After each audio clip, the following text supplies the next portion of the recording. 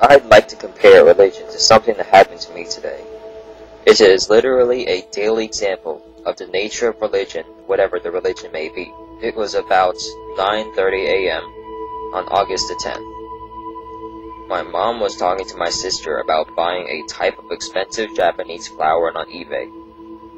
I remember through the half-lucid dream-awake sleep, sort of like lucid dream, but not fully, as I was literally dreaming and awake, dreaming at the same time in a very adventurous dream, like all my dreams. And my mother asked her to check her plant bid.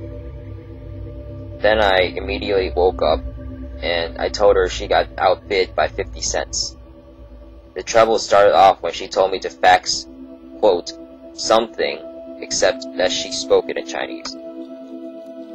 I asked her what it is, and she told me, just fax it to my dad, except in Chinese. And I remembered the letter that my dad got before, which was yesterday, so I thought that it was about the same subject, so I told her that he didn't want it.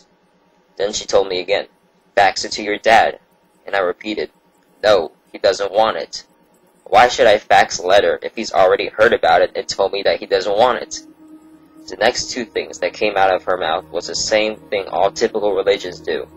The logical fallacy, appeal to sentiment, and appeal to emotion. She told me, I've done so many things for you, and you wouldn't do this one little thing for me? And you go fax it because I tell you to go fax it.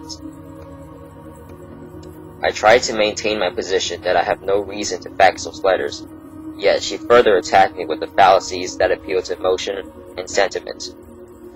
Finally, I gave in, both under the pressure of the fallacies and for the greater prize of her shutting up. So, how is this like religion? Well, I'll pick on Christians because that's who I was, so that's the religion I know most about.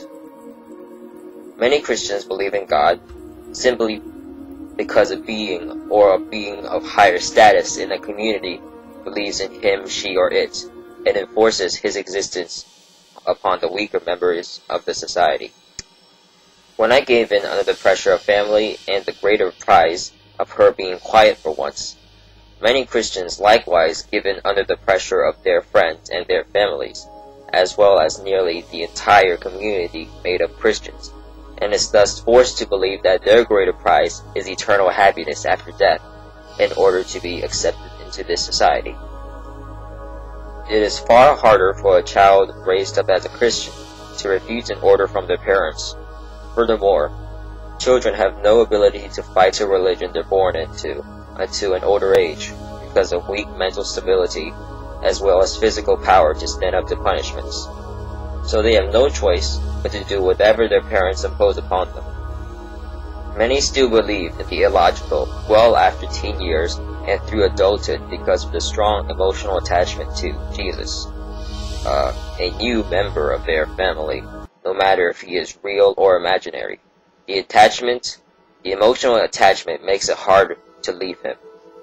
That's why there are so many Christians that refuse reason and logic, and that is why, despite total irrationality, I was unable to refute my mother's demands.